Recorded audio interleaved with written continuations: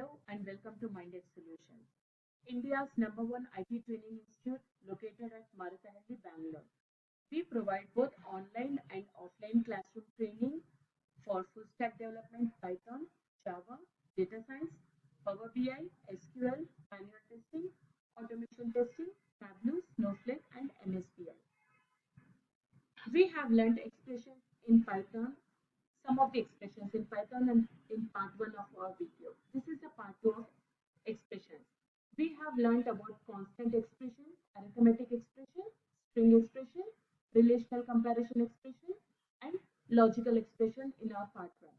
If you have any doubts in this 5 type of expressions, please do watch my part 1 in expressions in Python video. So let's discuss bitwise expression in today's class. What does it mean by bitwise expression? They involve bitwise operators which operate on the binary representation of integers.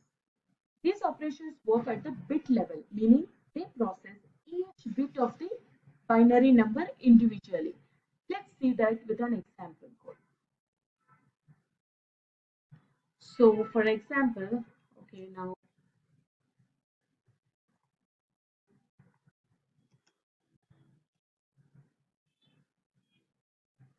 let's print. I'm just assigning one operator for bitwise expression. 5 and 3 I'm giving. So guys have any idea what is the bit expression for binary expression for 5? That is 0 1 0 1 0, and for 3 it is 0 0 1 1. That is equivalent to 0 0 0 and 1. When I give the print of it, so it will print me the value of this bit. Okay, I have commented this line. Let's uncomment it. And okay, I have commented this. Great. So when I run, I'm getting 1 as an output. So that is the bitwise expression of the result which I have assigned. Why we are using bitwise operator here? They do directly manipulate, as I have stated earlier, they do the manipulation of the binary digit of numbers. These operations are often used in low-level programming like setting, clearing, or toggling specific bits. Efficient calculations. For performing mathematical operations like doubling or halving the numbers, we use this bitwise operations, and in cryptography levels. The next type of expression to learn is lambda expression. Lambda expressions are nothing but an anonymous functions. Functions we'll learn in our further class, then it will be a clear picture. For now, just understand lambda. The lambda expressions are nothing but anonymous functions in Python. These are used for short and simple operations. Here, while writing lambda functions, lambda is used as a keyword, and along with the keyword we give arguments and expressions. So let's write a pseudocode for lambda expressions. So I'm giving the lambda as a keyword, and after that I give the arguments to it and expressions.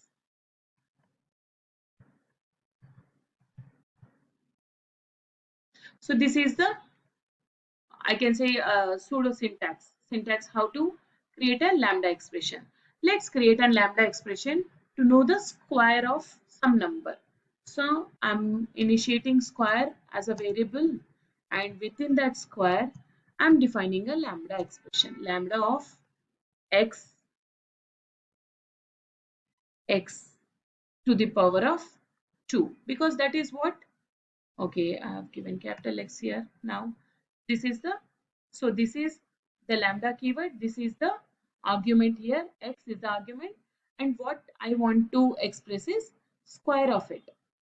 And when giving the print statement, I'm giving a value to the x, print. So square is a variable name where I have stored my lambda expression. Square of, okay, for example 5 if I'm giving, and when I run this program, you can see I'm getting 25 here, the square of the number as an output. So our next is functional call expression. So what do you mean by functional call?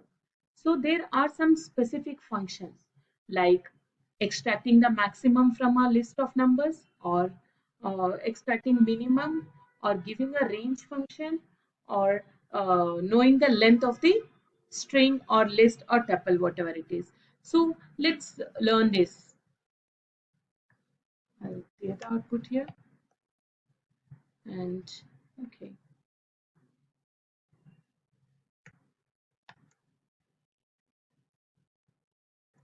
functional call expressions.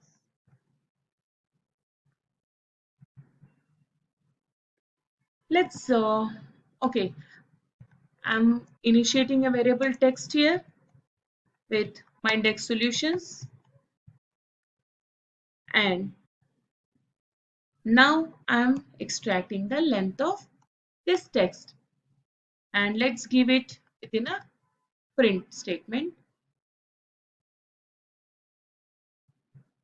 I'm running this Python file. So this is the length of the text Mindx Solution, that is 15 characters. Okay, let's let's initiate a list. Okay, list 1 is equals to, and I'm giving 1, 2, 34, 56 and 71. So this is my list. If I want to extract maximum from this list, my Python has this inbuilt functional call expressions within this. So when I want to print max of list 1,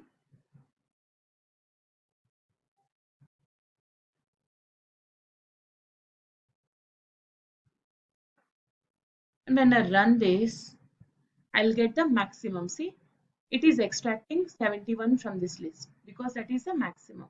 Same thing I can do to extract the minimum of the list.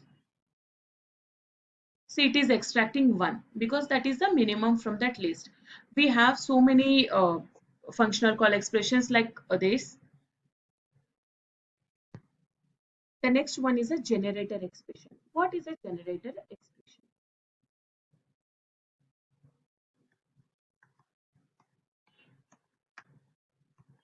So here I'm generating values using range function.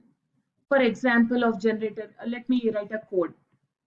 So here with an example, I'm generating an expression for x square, same x square, with using for loop for x in range of 5, I'm giving, for example.